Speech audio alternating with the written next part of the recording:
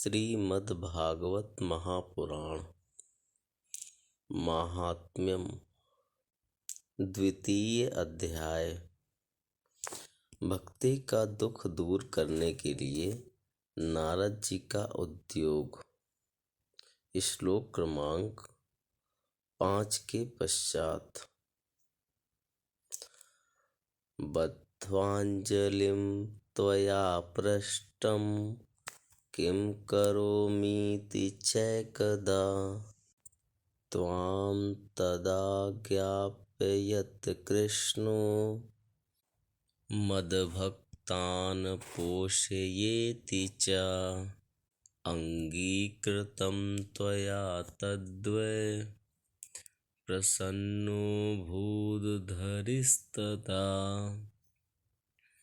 मुक्तिं दासीं ददौ तुभ्यं ज्ञानवैराग्यकाविमौ पोषणं स्वेन रूपेण वैकुण्ठे त्वं करोषि च।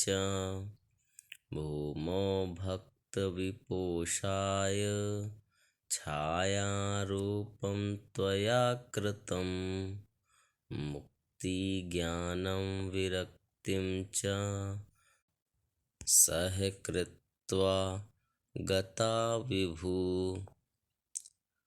कृतादिद्वापरस्यान्तं महानन्देन संस्थिता कलौ मुक्तिः क्षयं प्राप्ता पाखण्डामयपीडिता त्वदाज्ञया गता शीघ्रं वैकुण्ठं पुनरेव सा स्मृता त्वयापि चात्रैव मुक्तिरायाति याति च।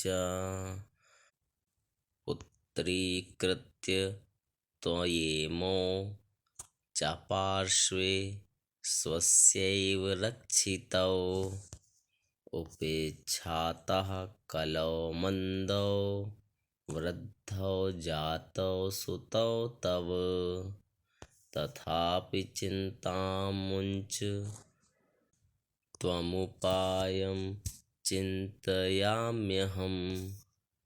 कलिना सदृशः कोऽपि युगो नास्ति वरानने तस्मिन् स्त्वां स्थापयिष्यामि गेहे गेहे जने जने। अन्यधर्मांस्तिरस्कृत्य पुरस्कृत्य महोत्सवान् तदा नाहं हरेर्दासो लोके त्वां न प्रवर्तये। त्वदन्विताश्च ये जीवा भविष्यन्ति कलाविह पापिनोऽपि गमिष्यन्ति निर्भयं कृष्णमन्दिरम्। येषां चित्ते वसेद्भक्तिः सर्वदा प्रेमरूपिणी न ते पश्यन्ति कीनाशं स्वप्नेऽप्यमलमूर्तयः। न प्रेतो न पिशाचो वा राक्षसो वासुरोऽपि वा भक्तियुक्तमनस्कानां स्पर्शनेन प्रभुर्भवेत्। तब तुम मुक्ति ज्ञान और वैराग्य को साथ लिए पृथ्वी तल पर आई और सत्ययुग से द्वापर पर्यंत बड़े आनंद से रहीं। कलयुग में तुम्हारी दासी मुक्ति पाखंड रूप रोग से पीड़ित होकर क्षीण होने लगी थी, इसलिए वह तो तुरंत ही तुम्हारी आज्ञा से वैकुंठ लोक को चली गई।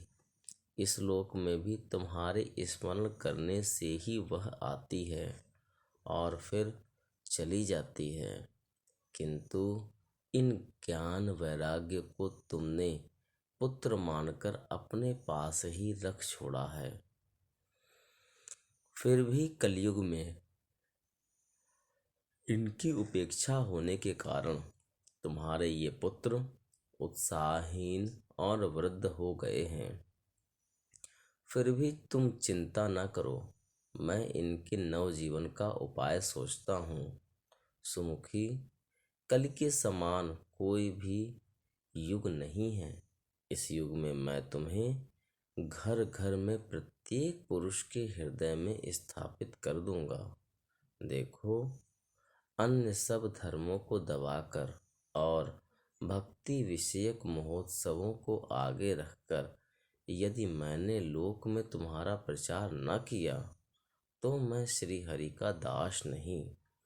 इस कलयुग में जो जीव तुमसे युक्त होंगे वे पापी होने पर भी बेखटके भगवान श्री कृष्ण के अभय धाम को प्राप्त होंगे।